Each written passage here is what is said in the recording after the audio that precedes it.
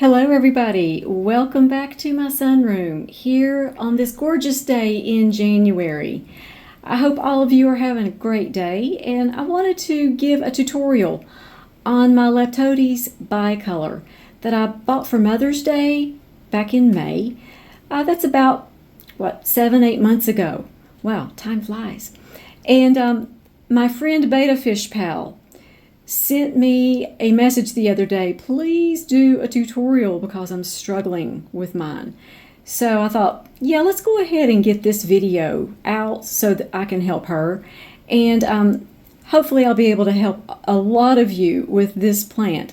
I can kind of understand maybe the mystery behind this a little bit, because what I have discovered in my own research, which I do research new genre of orchids before I order them. If it's a cool growing orchid, I know it's not for me.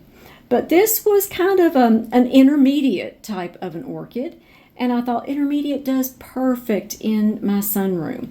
So I ordered it back in May. It came, it was tiny. It was this tiny little thing. And so I contacted the seller and I said, what do I do? This is tiny. And she said, oh, they're easy to grow. Just keep it moist and warm. So I said, okay, moist and warm I can do, because I have other little tiny species orchids that's what I do. I keep them warm, I keep them moist, and they grow. Like my little Leptotes astrophora, my little purple star orchid. So I thought, okay, if that's kind of similar, then I can do that.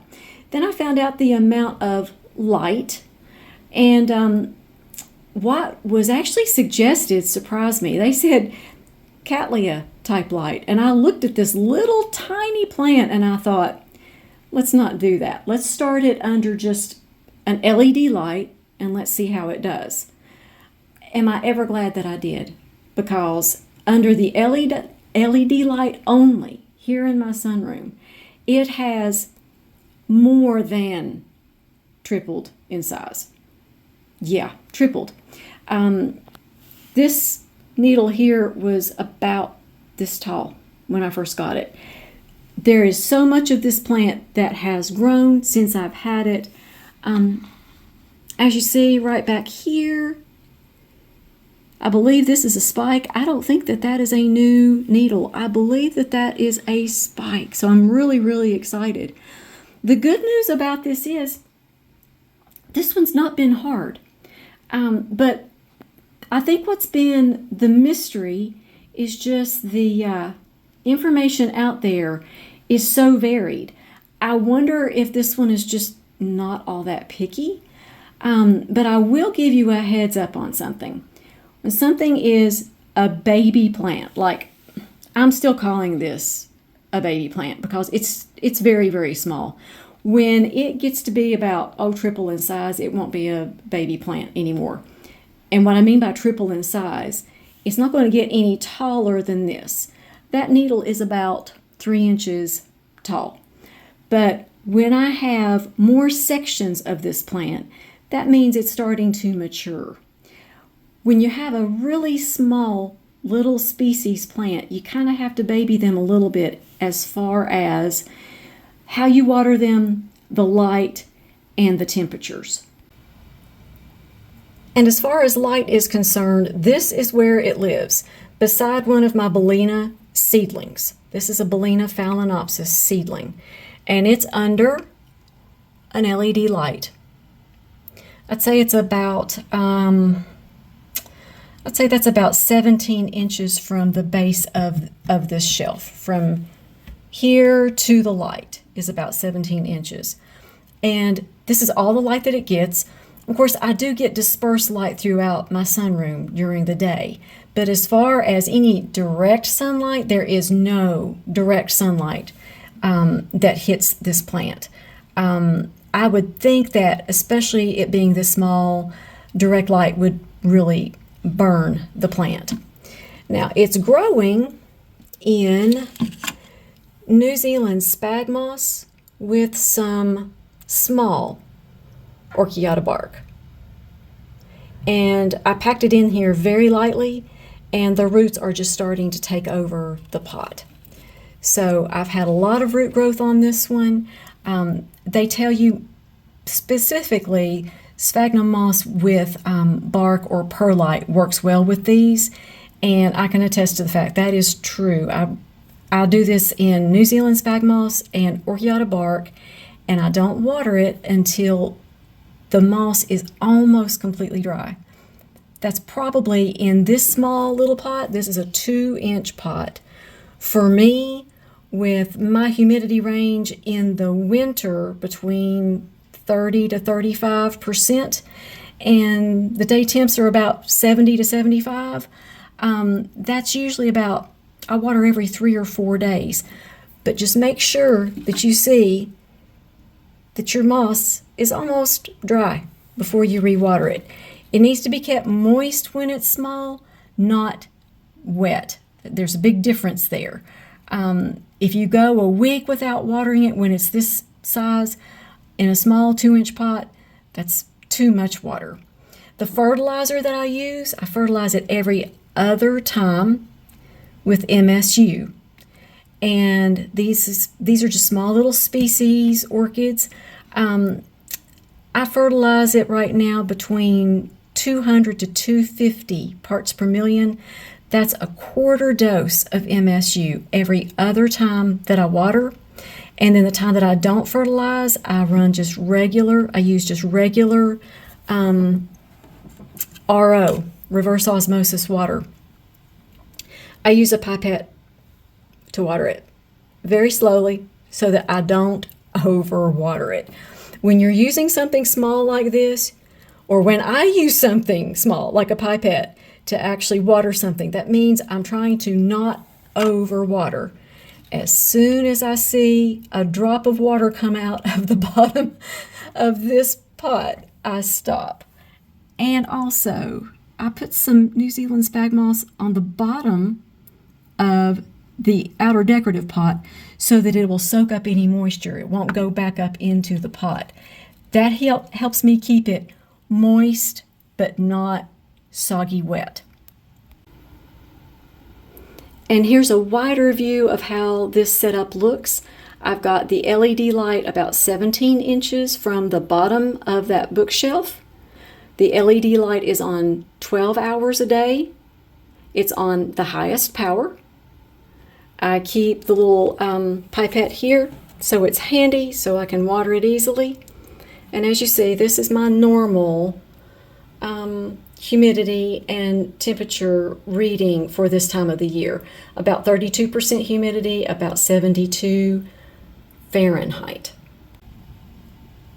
And another thing to keep in mind is this is a baby plant, and as it grows and I put it in a larger pot, it will require different watering schedules, and it will probably need to be fertilized just a tad more. But as you saw, the roots to this thing are very fine, so you don't want to give it too much fertilizer at one time. So probably about 250 parts per million is about the top end of how much I'm going to fertilize this one every other time that I water. And as you see, it has grown extremely well. These small species plants, the small species orchids, I've noticed they just don't require an awful lot of fertilizer, but they do require it. And as far as temperatures are concerned, in the winter in my sunroom, it usually stays between 68 to about 75 degrees Fahrenheit. I don't let the temperatures go below 68 because of the novelty phals that I have in here. I don't like it to get too cool. As you all know, I have 2 supplemental heaters back here in the winter. So it stays warm back here in the winter.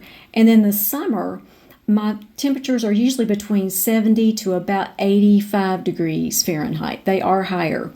But where this little guy stays in the bookcase, it usually stays around more like 80 degrees in the summer.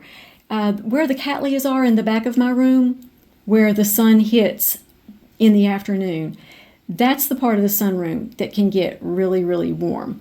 But in the bookshelf, he's a little bit more protective. So that temperature gauge usually doesn't go above 80 to 82 degrees. Plus, I have a lot of humidity back here in the summer, so that also helps. But he's grown very well in those temperature parameters. And another little side note about the temperatures in the winter, I have read some sources say to give these a cooler, dry rest period. I am not doing that because, of course, I have this spike and I don't want to give it cooler temperatures. I want to give it warm temperatures so that the spike will develop. And also, this is too small to give a dry rest period.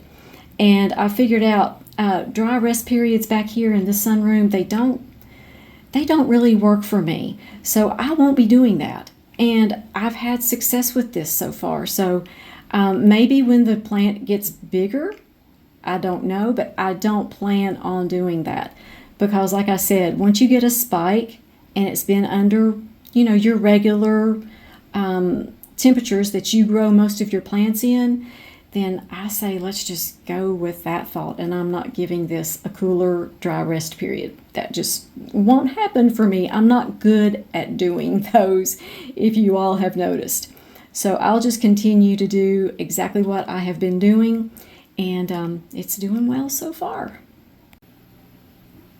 And another thing to keep in mind, this care tutorial is really for the smaller, younger baby Leptotes bicolor orchids. As this one grows, I will continue to give updates on it, and any change of care, I'll let you know. But that's how this one has started out. I believe that the light requirements, I have pretty much pegged that. So it might not always be in that bookshelf, especially if it gets larger. I'm really wanting to grow this one into a larger species plant. Large. I say large, but they're not huge plants. This one will probably be able to stay in that bookshelf for probably another 2 or 3 years. And then I'll probably have to find it a home somewhere else in the sunroom.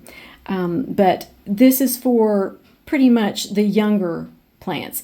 If you have an established plant and you've got it going, then you just keep doing what you're doing. As a matter of fact, if you have any advice for me, I would be happy to hear it, and I will share that with everyone as well.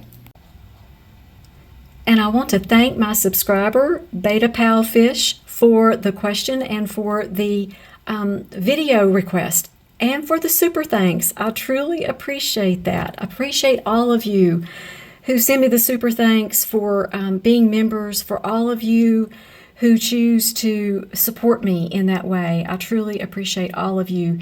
You are such a blessing to me. Thanks to everyone who likes and hypes and comments.